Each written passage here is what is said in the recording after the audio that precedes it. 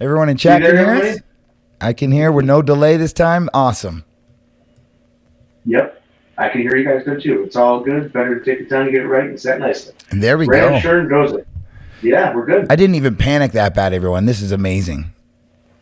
We're all doing good. I'm a Awesome. panicker too, so you're in good company. And so, everyone who I did mention, if you're watching this on YouTube, we're doing this live on Twitch right now. So, we're interacting with the live chat. And if you'd like to come over to Twitch and join us, my Twitch name is right below me here. Carlo's Twitch name is right below him on the chat as well, or on the screen as well. So, I think we should just get into some of this interview portion here. I would love to pick your brain, Carlo. And generally, I start with what is music to each person, but I'm going to ask you, what is art to you? So it's funny you asked that. I remember being in high school and the teacher said, what is art, and we had to define it.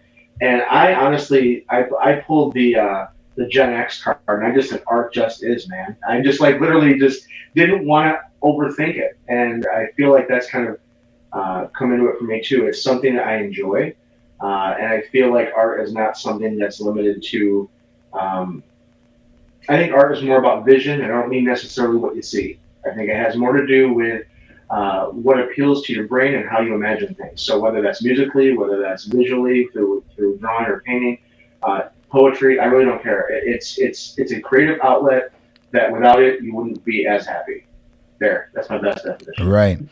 And so I think creative is the biggest thing. Like as humans, I think we're very like we want to make things and tangible with our hands. Can you tell me about the difference between doing art with a physical pen and ink on paper versus a digital pen on a piece of glass? What is that? What is the difference to you?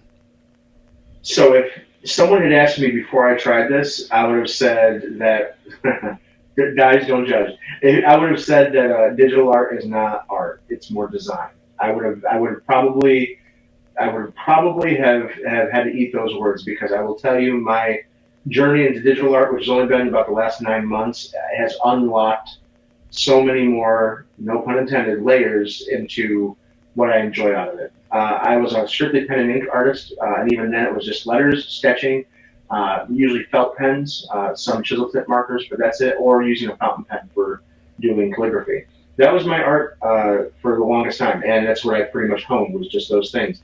My community on Twitch has driven me since almost the word go to try new things and to just experiment live on stream and see what comes out. And I'm still doing it every time I go out and click live. I'm trying something I haven't tried before with some familiar styles, but the digital thing has really taken the reins off because I mean, obviously with the Bob Ross references, there's no mistakes, there's just happy accidents. On the digital level, the happy accident is things you didn't intend that actually end up being better rather than actually mistakes. Because not understanding things like layers or masks the way that most digital artists do very well, which has been Photoshop for 20 plus years. I never touched it. I never worked in layers. I never worked in color. I never worked with shadows. These are all new, other than just what I could do with some lines for pen and ink just to give things depth. It's a totally other world. And so when people come in and they say, "Oh my God, you're so good! I can't believe you did." I've only been doing this for 9 months. If I can do it, you can too. It's don't be afraid to unlock what you don't know. Mm.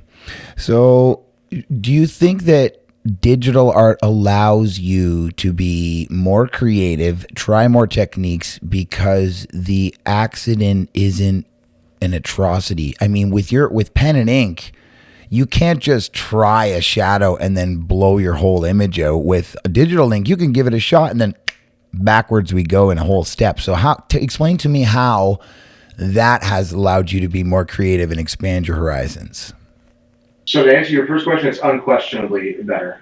For I don't necessarily want to explore the mistake correction thought, as in like it's just more fun to experiment with. First of all, art supplies are expensive. Let's get real Yeah, for a second. of course. And if you're trying to learn painting, for instance, with oils and acrylics, you get one shot and you use that up. That money's gone. And so I spent 1,100 bucks on this iPad one time, and let's not kid ourselves. I've gotten more than my use out of it in 9 months.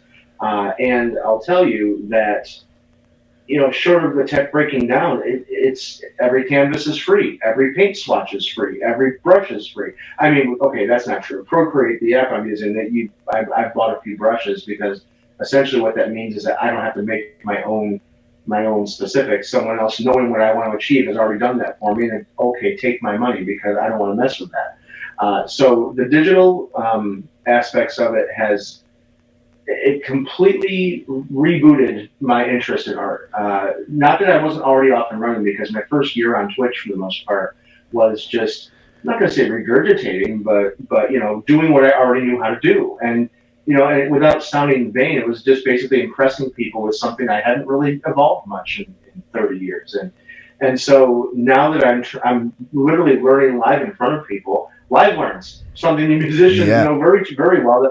That an artist, I don't think I've ever seen an artist really do a live one like that. But every time I'm on now, that's what it is. It's a whole new world. And so yeah, I'm a fan. The digital art thing is completely awesome.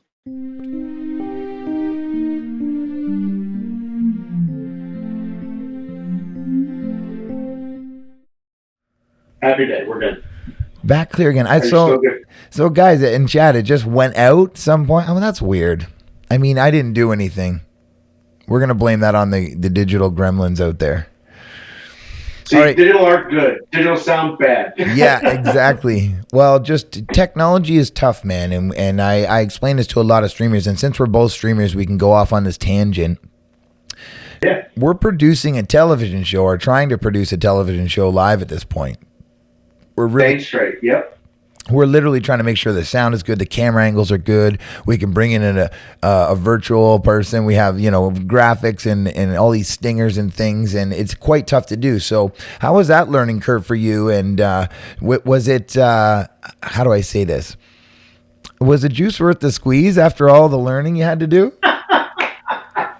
So okay, hands down, yes. Who are we kidding? We wouldn't keep doing it Of course. if it wasn't that good. I know, silly question. But getting started though, I was petrified. There's a streamer I would be happy to name drop, Yanto, who I was referred to by the person who was chiefly responsible for me to get on Twitch, to talk to about, because the person that got me on Twitch was more for music and didn't know enough about the art community to get me started with what I would need.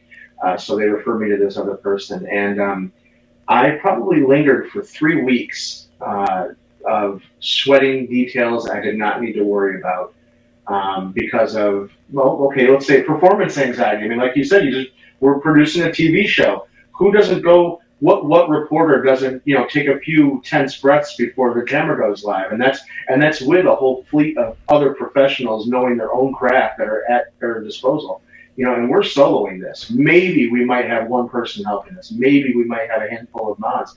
But let's not kid ourselves. At the end of the day, the tech is on us. Mhm. And let's be real. The fact that we're able to do this at all is pretty unbelievably remarkable. The fact that we're able to do it at no cost to us, aside from the equipment that we need to buy, is absolutely miraculous. The last several years, Twitch is just hands down amazing. YouTube and what it can do, hands down. We take it for granted. The technology that was once, untouchable without, 30 grand an episode for a half an hour, is now at our fingertips at pennies. Mhm. So I mean, when we have some technical glitches, you know what? We're going to let that slide because the rest of this is pretty damn. Yeah, I always attribute it to any sort of talk show, and like there's a teleprompter and someone professionally wrote everything someone else was going to say, and there are 4 guys running the cameras and the audio, and if something goes wrong, there's a backup, and there's we have definitely we have an amount of equipment that costs certain money, but they have millions and millions of dollars worth of equipment, and we're trying to sort of pull off the same thing, and we expect ourselves to be on the same level, and we put ourselves in, that's why we put so much pressure on ourselves. Absolutely. Getting kind of back on track on some of my questions that I normally ask, and Sure. as an artist, what is success to you, my man? So if you'd asked me any point before COVID, I would probably have a different answer. But right now, it's just happiness. I know that sounds very zen. I'm not going to apologize for that. No, but it's awesome. The truth is, I got started with Twitch to kind of just alleviate some anxiety. I was having some major, midlife crisis as far as business and income were concerned. I've been at the career that I've been at for over 25 years, and it all came screeching to a halt like everybody else. But the problem is, the nature of my business was booked 12 to 24 months out. So the unpredictability of now wasn't the scary part half as much as, okay, whenever COVID ends, now I'm a year to maybe 2 years down with no income while I'm waiting for that. That was traumatic, to say the least. It's not just during, but after. What happens next? And so, like a lot of people who pivoted and rethought everything, I did too. And I'm like, you know what? I'm not going to worry about what I'm going to do after. I'm going to do something now that I haven't done in a while. Was so busy making money, I forgot to do what I love. And so, not that I didn't love my career, but I lost touch with my art. I haven't done it in years, not for myself. So I got into it, and like I said, the person who got me into Twitch handed me off to Bianco, and they told me, look, you need to just stop sweating bullets, rip the Band-Aid off, go live, don't worry what it looks like, don't worry what it sounds like, other than making sure you got a signal, and just be yourself and pretend somebody's in the room with you. That's it. And we do it all the time. I don't know about you, but I talk to myself in the car all the time. So what's the difference? Yeah, I always think to myself, like, sometimes I say something out loud to myself, and I'm like, I hope no one heard that, because they'd be like, who is he talking to right now? Yep.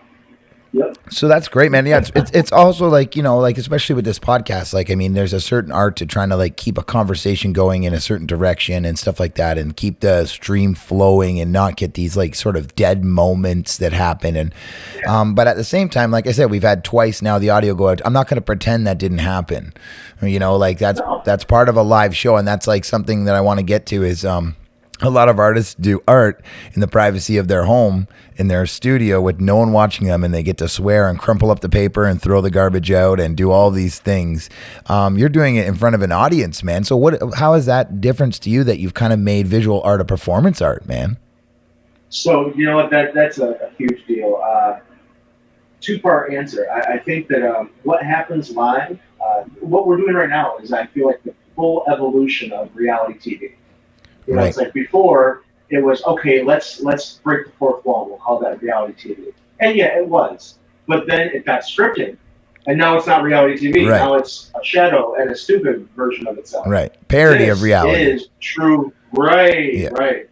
And not even a good one. No. Sorry, exclusive one. Yeah. This is true reality TV.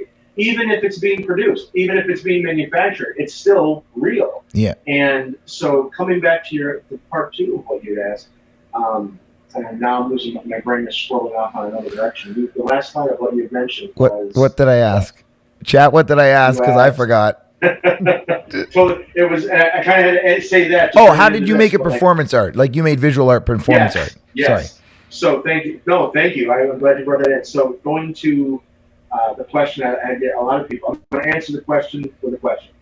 Why don't I do something on YouTube? Why don't I make YouTube videos? Why don't I open up an Etsy store? That's an easy thing to answer. I don't want to. You don't have to. Because doing it live, so many things happen that you can't account for that are beautiful that you would not get if you tried to force it. It just doesn't happen. And so, for the same reason why old TV shows were recorded before live studio audiences, they were prior to the laugh track. Everything was authentic, and so that's what I love about Twitch. Everything that happens here is authentic, even the trolling, especially the trolling. Yeah, exactly. It's real, and these are real people's feelings, real people's thoughts, and it's just wonderful stuff, and the unpredictability of it. I'm getting to watch the show that I'm making as it's happening. Yeah. It's like the Truman Show for yourself. Yeah. So like I have no idea what's going to come out of the mouth of the people in my chat. They don't have any idea what I'm going to make next. We're all discovering this beautiful craziness. How do you why wouldn't you not want that? Yeah. How do you feel about this can go either way, but how do you feel about having live feedback on what you're creating as well? Because like for me, when I write because when I'm writing a song, I'm like, I need to be away from everyone and no one can hear anything until I'm okay with bringing it to them. So how is it like you're kind of exposing yourself and like making mistakes, if you will, happy mistakes, happy accidents, throughout the whole stream? But how do you feel about people sort of like, putting their 2 cents in on it? Colors, textures, this, that, and all the other. So it's funny. If I was doing this for a business, I would not. If I had to do it for a living, the way you're doing what you do for a living, I wouldn't want any part of that. I wouldn't want any feedback, opinions, thoughts, direction, nothing. Right. Zero. But because this is still for me an anxiety relief and a joy, and it's that, and it's a whole different mindset. So I want that live feedback because honestly, if I didn't have the feedback of my chat, and you just got dropped a lot of love, by the way. If I didn't have the live feedback, I wouldn't have gone in half the directions I've tried to go into. I wouldn't have picked up digital art. I wouldn't have tried new fonts, new colors, layers. All those things are absolutely from the influence of my viewers. So no, I mean what I'm doing, I can't do without them. Whereas I've seen music streamers write songs with their chat, and yet at the same time, I think there's a certain I'll come away from that for a second if you don't mind, without going down too big of a rabbit hole. But like a museum curator, their gift is making sure that the collection that everybody sees is concise and it plays well together. I feel that that's an art form in and of itself as well. They're not creating in the sense of from nothing into something, but they're trimming the edges of the showpiece. Right. And I feel like anything that's produced should have that. Mm. But I also feel the opposite is true. I feel that there's an art form in not trying to control it. There's an art form in trying to harness the chaos, not just manage it, and see what happens. And so like there's another streamer that I love, Citri Draws, Sitrie. She is one of the first art streamers I really dove into, and she's remarkable. I think she's fantastic. Super humble. She has a voice for radio. I know I'm going on a rabbit hole for her too, but she's just that great. Now, my reason for bringing her up is that almost every time we see each other, whether her and my stream or me and hers, we bring up the fact that is this an art stream that's just chatting, or is this a just chatting stream with some art? Because one of the things that she brings up too is she's discovering what she's creating as she's making it too. She didn't know it was going to come out that way. Mm. How many times to the chat that's here that's followed me in? How many times have you seen me live in real time just be shocked at what I just made? Something came out that good. I'm sure, Kev, if you had live feedback while you were writing a song, and they saw, organic eureka moments where you just got the right cadence for those lyrics and all. You would love to see what other people see as they see you making it. Right. It's a whole thing. It's a barrier. So, yeah. Excuse me. It's a barrier I would like to get past. It's something that I would like to do, but I have this weird thing where, songwriting is very, very personal to me, and I need to sort of let that go, of course. But we did have a question from someone in the chat who did give some subs. The person who showed all that love, Chemical Frog, was asking, like, does digital art make you more or less of a perfectionist, do you think? If I can remember some of the question. That's a great question. Yeah. That's a great question. I despise my perfectionism. I know it's something I feel like it's a roadblock for a lot of the stuff I would do. But I think that comes from being a wedding planner, because perfect is the minimum in that culture. Yeah. So when it doesn't translate well to art, so a lot of that filtered over, and so when I saw somebody else mention with pen and ink drawing, it's got to be. Otherwise, you're starting over. You get one shot, one take. There's no erasing it. Yeah. So when I did pen and ink drawing, perfectionism came with the digital thing. I've learned to be a lot more liberal, and I've learned to not force it, and I've learned to slowly, mind you. It's taken a while for me to figure it out that, hey, I don't have to do this anymore. And I almost feel like it's like getting over a bad relationship. It's like, I don't need this anymore. Yeah. I can put this away. But you don't realize it until long after it's over. It's that kind of thing. You need to get over the thing so that you can do better things. Yep. That's great, man. Well, we've come to the point where I would normally have one of our musician friends perform a song, but what we're going to have is you perform some digital art right now. And I feel free to openly chat with the live chat right now. Anyone who does watch this on YouTube, it'll just entice them to come over to your chat and interact with you. And if you want to get to Carlo's Twitch channel, it is the Stream Scribe on Twitch, so everyone can check that out. If you're in chat right now, you just command Scribe will work to bring up his webpage. where you'll get all of the links to all of his things. I'm just going to throw it to you right now, Carlos. So take it away and just All right, show us what you got, my man.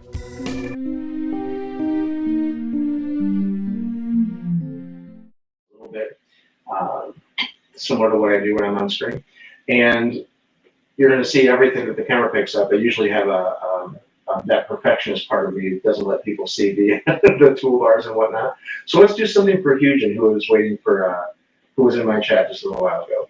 And so this is just an example of um, the layer art that I've been doing for years. So actually, I take that back. This is actually a brush script, which I only got into about 3 years ago. This is the one that is pretty big in the wedding industry, and so a lot of people have been doing this for barn weddings and things like that. They love the free flowingness of everything, and that kind of flies in the face of what I did when I was learning calligraphy. It was very disciplined, which I'll give you an example.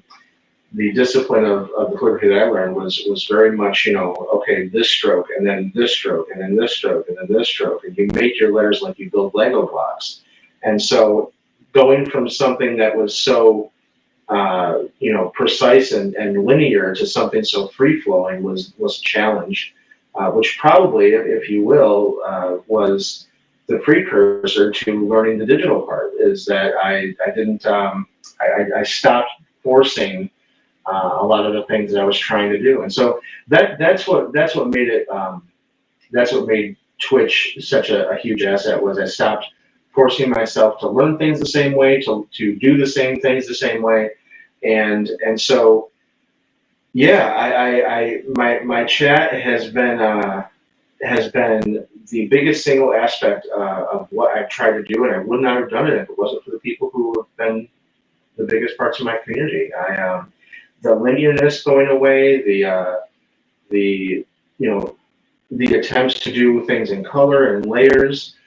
For instance, what I'm doing here, I never knew before 8 months ago, and a fellow streamer showed me live while I was streaming how to do what I'm showing you now, which is creating a second layer, which again, something else I didn't work in before, so that I can give almost a spray paint effect to the text, and then darkening it gradually, so that it looks like it's faded into the background, and yet not so dark that it loses its definition. And so just bringing that to the fore, and then creating another layer to add highlights, which one of the things I love, and that I probably use more often than I should, is the light brush, which lets me give a whole different look to the text. It like makes it jump off the page, and so literally all the things that I'm doing are things I learned live on stream. The existence of the brushes I'm using, how to do the layers, how to do the color, a gradient effect. These are all things that are probably pretty common to someone who's using an art program. They were not common to me. None of these things, other than the lettering styles, which I harnessed slowly over time, did I actually try to pull off, and I wouldn't have tried otherwise. So it's great stuff. It's really great stuff. So as far as creating some art, why don't we do, if you don't mind, I'm going to make a pod from the bunker as a full piece, and we'll see if we can make it look like.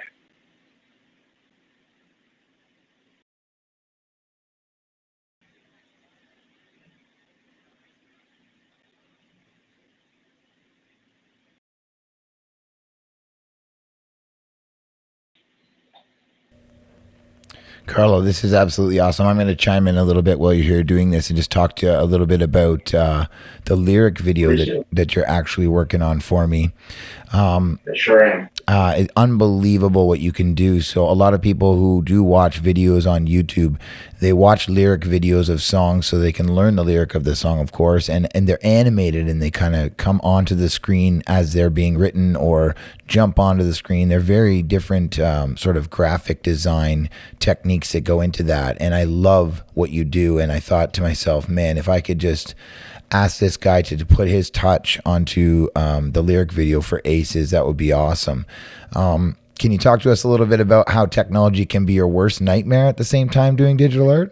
You did that on purpose. So one of the things that I will tell you that has been the biggest nightmare is for the same reason why I do not want to do YouTube videos is the editing process. So when anything I do, I want to be able to do a solid 8 out of 10 performance without right out the gate without even trying. It's like if I can't do that, I don't want to know nothing about it. And so when it comes to making lyric videos, you don't get that opportunity. It's got to be produced. You have to record. And so when you're doing that, even if I'm doing it live, it's one of those things where the recording itself still has to be saved so that you can use it again. And so even unlike a show like on Twitch, if you're watching a YouTube video, it's not a show, it's a video. And the user by default has a right to expect something that's fairly polished. And if it's not, then it's just like a TikTok clip, which is not the same thing. So with that, I had to delve back into my perfectionism a little bit, and I hated it, by the way. And it's one of those things where I don't have a choice. So one of you mentioned the faux pas of technology several times now. In fact, I haven't informed you of the most recent faux pas. So I've literally made the lyric video to Aces 4 times so far, and counting. And every time I've corrected the mistakes of things that I've found. And by the way, I have a nice collection of still slides that are wonderful, but I can't use them because the recordings, everything from rendering to color correction to the things that just don't look right. What you see on screen is not what shows up in the recording. And it's like I have no idea why this is happening. And there's really no rhyme or reason to it because I've done everything that I know how to make this work. And when you saw me make the first verse on your stream some time ago, that was fine because everybody was seeing it live, but there was no recording of it. So if they went to see the recording, what the recording they saw would have been very different from what they saw live on stream. Right. And I can't have that be the case. I want this to be polished. I got my name on it, got your name on it. Yeah. So it's one of those things where I'm sweating the details on it. And by the way, that's not a guilt trip on you at all. It's just one of those things where I don't get to impress because I don't know what's going wrong. I'm trying really hard to do it. This looks amazing, man. No, I understand. The reason I asked that question is because obviously I know that's happened to you. Yes, that was a full setup, of course. But yeah, it's when you get around to it, everyone will see it on my YouTube channel. So if you're watching this video on YouTube right now, you will see the lyric video. It will be accredited to our good friend Carlo, who is, in my opinion, my new favorite artist. This is amazing. Look, you watch him create this live, everybody. So if you'd like to check him out, it is at the Scribe on Twitch. So it's twitch.tv/thestreamscribe. Actually, when I edit this video, because I will for YouTube, I'll put his Twitch channel right up on the screen here as I'm talking about it here. And I'll probably also put some joke sounds over top of me glitching out in the audio earlier. Yeah, my wife and I have one rule: you gotta have fun with it. Yes, sir. All right, I'm going to leave you to finish this off, and when you're happy with that, I will bring you back into the interview. All right, man, go ahead and do your thing here. If you want to keep talking, I'm good. I think it kind of helps. I'll be right another minute. I guess we're just kind of continuing the interview here, man. So let me ask you then, what is success to you? In what context? If you mean in general, well, I guess I would say in art to start. In art and in art related to your life, like what would make you a successful artist in your mind? So because I'm not doing what I do on Twitch so far for money, it's not something that's measurable in that way. I've already got my success out of Twitch. And I know that this is it sounds like one of those things where, it just sounds like the right thing to say, but it just happens to be true. For me, my community, I have met such just remarkable people on my stream that I just don't understand how one guy gets to be this lucky. I just, what I mean? I don't understand for the life of me how literally starting a year ago, I didn't know anything about what I'm doing. I didn't know any of the people who would become my regulars here. And that I know them. I know their kids. I know, there's their life is playing out in the background, and I'm just doing this thing. So it's like Yeah. I'm blown away by that being possible. Not to mention to me, because I just didn't expect it. I just didn't expect it, and it's also one of those things where nobody tells you about that. You just kind of figure that out. And you don't realize how much of an impact something you do has on people. Early on in Twitch, like the second episode maybe, somebody in my chat said, "Dude, you're like the Bob Ross of lettering," and I'm like, okay, maybe that's overshooting a little bit, but the point was made that he was as impressed by what I was doing the way that I'm impressed by watching Bob Ross just be Bob Ross. Right on. And it's one of those things where I didn't realize that I could have that kind of effect on somebody. And I don't think any of us do until we do. There's no seeing that coming. And I wish there was, because I would have done a lot better. I would have deserved it more. Something along those lines. I don't know. I would say that if I could narrow your answer down, it would be that you have made art a performance. You've made your digital art a performance, and you've allowed that live thing to happen, that interaction, that connection that you can have with people through your art, man. And that's a very, very special thing. I talk about it a lot. That's absolutely true. Yeah, so I think that your mark of success, you've nailed it in the fact that you've made art a community thing, and you can bring people into it. You're not doing it alone in a room like many artists of the past have done.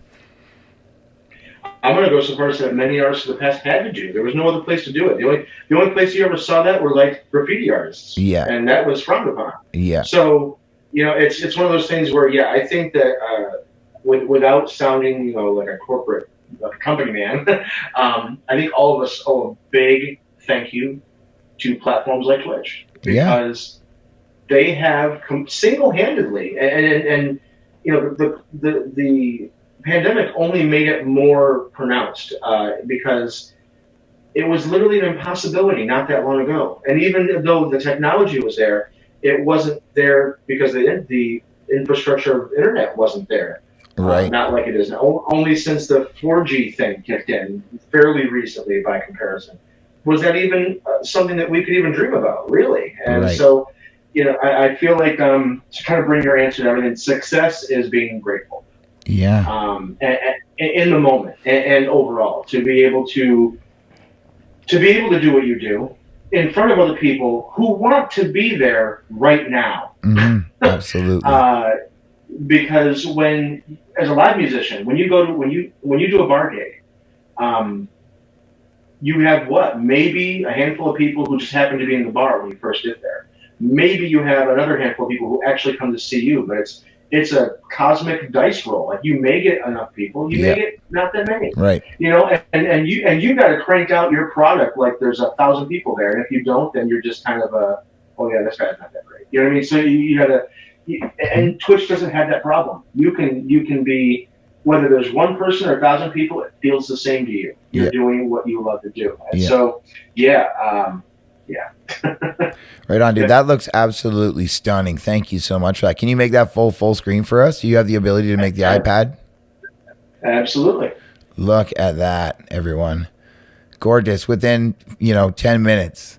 And it's just awesome, man. I love the way the creativity flows and like the different brushes and everything. That's absolutely awesome. So I just hope everybody who's watching right now on Twitch is already following. And if you're watching this on YouTube, please go give Carlo a follow on Twitch, and I will have all of his links in the description here. So I'm gonna bring it back over to the interview screen, and we're gonna go to do some more questions.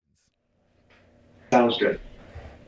Oh, there he is. There's the man. Right on, man. That was absolutely amazing. So, one more thing I want to ask you about the whole success thing is I know, of course, finances don't really have much to do with it, but like for me, I have to find a way to make a little bit of money making art. I know it doesn't mean that much to you, and it's maybe not the right question to ask to you, but like, how do you find it when someone... Ask away. Yeah. How do you find it when someone maybe offers you a whole bunch of money for a piece, or wants to commission you for something? How do you balance asking for money or taking money and creating your creations, So you've asked a whole bunch of questions, and they're all valid. I want to try to hit them all for you. Yeah, try.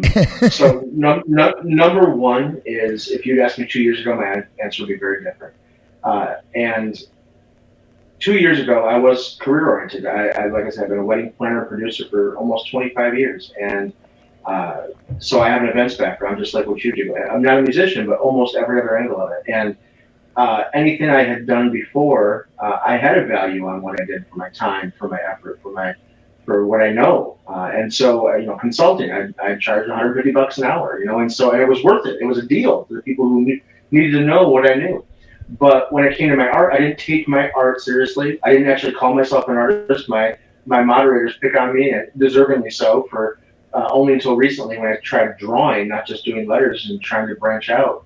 They pick on me for it, and they should. I totally deserve the sass. But if it was in my wheelhouse of professionalism, darn right, I charged appropriately. My art was not there yet, but my needs were being met by my career. Now they're not. Since COVID happened, I basically got forced to take not one, not two, but 3 years off with no income from what I built a career of. My joy in it tanked because now, even when it started coming around and people were calling, um, now it was demands. Now it was not because I loved it and what I wanted to do. So as my joy for what I built a career out of kind of start to sap, the art came in. And of course, at some point, I can't just sustain this forever. But one of the things about Twitch that was very clear, to answer the second part of your question, is that um, the art community and the music community are a little bit different on Twitch. Just as an observer, and this isn't necessarily an opinion, this is just what I think I see.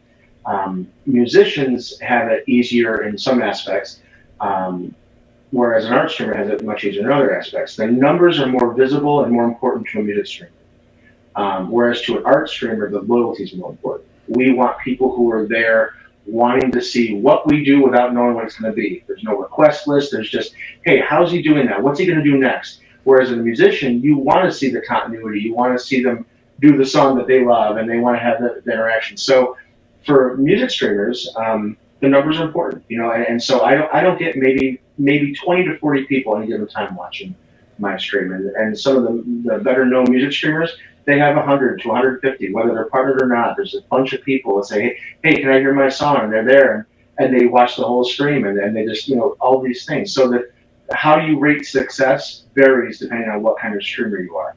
Now, having said that, we all need to make money for the time we're spending investing in this show. It has to cover costs. In anything I do, any hobby I've done, it's got to be able to afford itself. Of course. And so with that, I would not have bought the iPad. I would not have invested in the art supplies if my community was not so generous. But likewise, I also give back 80% of what I've taken in right back into it with giveaways. About 5 months ago, I want to say, I did a massive giveaway of all the art supplies that I hadn't used in over almost 6 months, because when I went to digital, this kind of took over. So before that stuff went bad, I did a massive $500 giveaway of all the art supplies to one person in my stream, and I did a marathon stream. Now, I'll tell you, music streamers do that all the time. Art streamers don't do many marathon streams unless it's almost kind of gimmicky. Like, hey, I'm going to celebrate my Twitch anniversary here in a 12-hour stream, and I'm going to dress up in that kind of thing. But to just do a giveaway just because, I don't remember exactly, I want to say over 100 people almost the entire time that giveaway stream. And they weren't just new people trying to get something free. These people became regulars from that stream. And they don't come every time. They're there, hey, ducking in, I got to work, but I just want to see what you're doing. And so the community I've got has kind of efforted all of that for me. But going back to your question, being able to generate income, I'm in a transitional period because now I'm phasing out my wedding business. I've got about 4 events left, and but these are all prepaid from 2 years ago, so I'm not making any money with that now. I'm trying to take a little time to be patient with myself, with my community. I don't want my community to feel that they have to support me. I don't want people to feel taxed just because they're watching me, spend my time to make things for them. So when I first got on stream, I did charge like everybody else. You want to request, drop 100 bits or do this, and a certain amount of bits for a certain amount of things. I gave up on that within just a couple of weeks because it started to feel like a business, and that is not how you relieve anxiety. Of course. So I don't want to trade what I've been doing as a career for this, and vice versa. I want to keep this. I want to keep this in a pocket that doesn't feel violated by money. But I'm very frequently reminding my community, and as a whole, not just in my channel, but any channel, like, these people aren't doing this so that you can smile at them. They need support in the form of viewership, in the form of subscriptions, and regulars, and money. But it doesn't need to be forced. It just, if I'm inspired to make this art for you, I want you to be inspired to, for lack of a better way of putting it, reach deep into your hearts and pockets. If you like this stream, keep it alive. Help me keep this alive. Absolutely. But no price tag. No. So for me, I don't want to charge for a live art. I don't want to charge for a piece of art. I get asked for commissions all the time. I know you asked that too. And for me, you also mentioned in that fourth part of the question, balance. For me, right now, balance means not taking money and having a deadline and having to jump through hoops to deliver something creative for someone. I don't want. That's what Etsy's for. Go to Etsy. Yeah. You find somebody who needs that money to do those. We got That's Fiverr. not me. That's right. Exactly. And so the people who follow me, while they love the style of certain things, I give away whatever they want on stream. If it's within the pocket of time I've reserved while I'm streaming to make something creative that I have creative control over, that I don't have to say, hey, can you change that color one step darker? Hey, can you use this? No, I don't want nothing to do with that. But if they're, hey, can you make something for me that does this? Yes. I make it live on stream. I don't charge them for it. And then they just donate.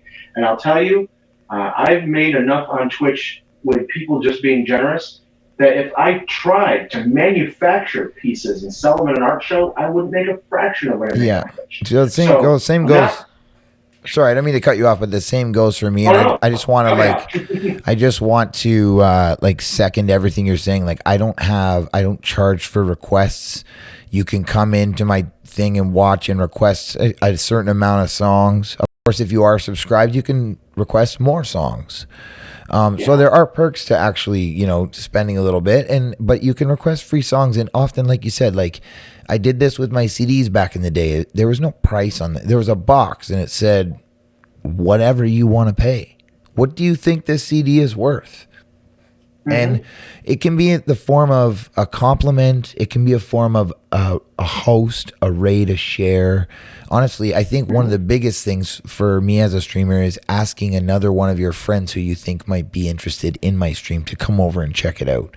That's very hard to do. Like growing the community with other people who your community knows what you do. They know who will like you if their friends would be interested in this. Like having someone bring another person in or share your work, like you having me on your stream, how we did, was like very flattering to me. And like you said, we had to talk about it. It's like, this is a personal space. This is my show. Like I'm going to give you some space on my show. Like it's very honorable. So I thank you for that, man. And I just want to say to the community who's watching right now, thank you guys all very much for every little bit of time you spend with these people and all the support you give every one of these streamers out there. It is unbridled. Like Carlos said, it is. I've never made money on the internet ever. And I've had music and videos and all this stuff on everywhere until I came to Twitch, and everyone would just open up their hearts and their pockets and was like, you know what, this dude is pouring his heart out and this is what he loves to do. And I enjoy it. And I'm spending time here. Here's a few dollars in your guitar case that's laying on the digital floor, so I just wanted to second that notion, dude. And I wanted to say thank you so much. I try to keep these shows to about an hour or so, just because the attention spans of us humans these days is pretty tough. Unless it's live on Twitch, we can usually do a few hours and people are hanging. So sure. But yeah, thank you so much, dude, and thanks for sharing some of your art with us. And everyone who's watching here and stream right now, I love you guys all very much for being supporters. And Carlo just reminded me how much we need to thank you guys. And if you're watching on YouTube, come on over to Twitch. It's just an amazing platform over there. The reason this goes on to YouTube, everyone on Twitch, is because that's where I just keep the VODs for this stuff. So thank you for being here. I'm going to let you go, Carlo. You do your thing, and I'm going to close this out with the chat here, and we're going to go raid somebody. And thank you again, man. Thank you, bud. I'm a fan. I love you. All the best. I love you too, brother. Take care. Take care, sir. Bye-bye. All right, guys, here we are. Thank you so much for hanging out with us today. That was interesting because I didn't know what to expect, and I think it went okay, but I wasn't ready for interviewing, non-musicians. I'm a musician, and everything I think about in art has to do with music and sound, and to relate that to digital art was interesting for me. So I'm glad we got through it. If you're watching on Twitch right now, my YouTube channel is Kevin D. Foster. Go give us a subscribe over there. All of these episodes are coming out over there. If you're watching on YouTube, we do this live on Twitch, so come on over. It's Kev from the Bunker, excuse me. Everything's popping up right here in front of me so you can see it all. I appreciate everyone joining us live. I appreciate everyone watching the video afterwards. If you want to subscribe to the channel on YouTube, that would be super helpful. Hit the like button on this video. Go follow Carlo. All of his links will be in the description on the YouTube video. And I'm going to throw it over to my lovely moderators on Twitch as we go to this ending screen. And we're going to raid somebody. And stay tuned because we have more interviews coming up soon. I love you all, everybody, and make sure you keep it between the mustard and the mayonnaise. Until next time, take care of yourselves.